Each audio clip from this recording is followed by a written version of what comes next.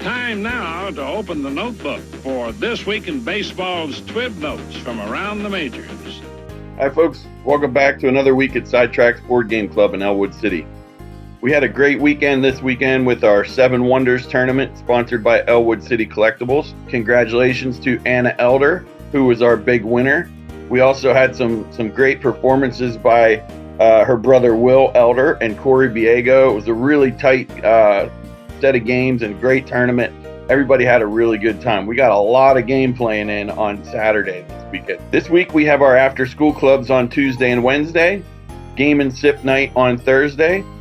Our Friday feature presentation will be the game Role Player, which is set in a Dungeons and Dragons type universe, but the game is really a dice game. You're rolling dice and manipulating dice in order to try to develop the best fantasy character that you can, and you can equip that character with equipment and weapons and different character traits, and it's a really super fun game. Saturday will be open for open gaming from 10 a.m. to 9 p.m.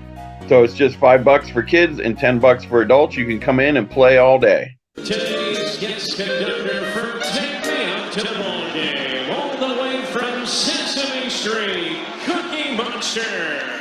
On two, on three. So the game mechanic we're going to focus on this week in the 7th inning stretch is set collection.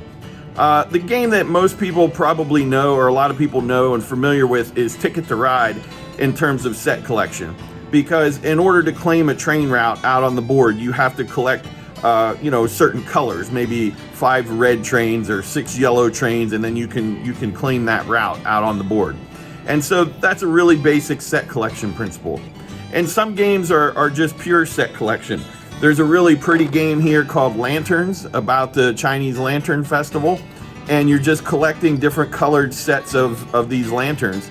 And you can trade them in then for points. And either you're going to get a set that are all the same, or maybe you get a set that are all different. You get sets of pairs. And that's pretty much the whole game. There are other games where you are going to do certain things or collect certain resources and trade them in for sets of other things. So this is one of my favorites, Discoveries, the Journals of Lewis and Clark. And one of the things you can do in this game is collect sets of natural resource cards. So there are different types of fish and different types of trees and mammals.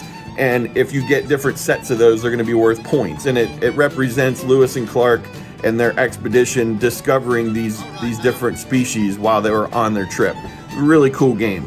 Another one that I really like is called World's Fair.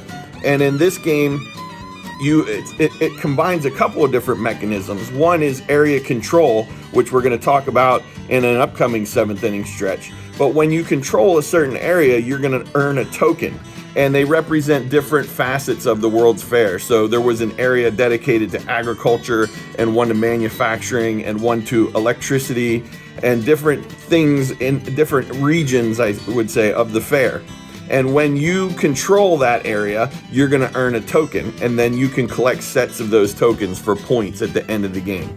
So set collection is a pretty easy thing to understand. It's a pretty basic mechanism, and it's contained in a lot of different games. Like I said, some games are pure set collection, and that's all you're doing. Think about like Rummy, where you're collecting runs and sets, right? And other games, set collection is a minor component of something that's a little bit bigger. But it's an easy mechanism to teach, and so it's very approachable for a lot of people, and it's a really fun mechanism as well. So I want to bring everybody's attention to our summer camps page, which is up on our website now. If you go to the top and click on summer camps, you'll see there's an overview video there that you can kind of get an idea of what the summer camps are all about. And then there are going to be 3 different camps. One will have a classics board game theme, so all the games you played growing up as a kid.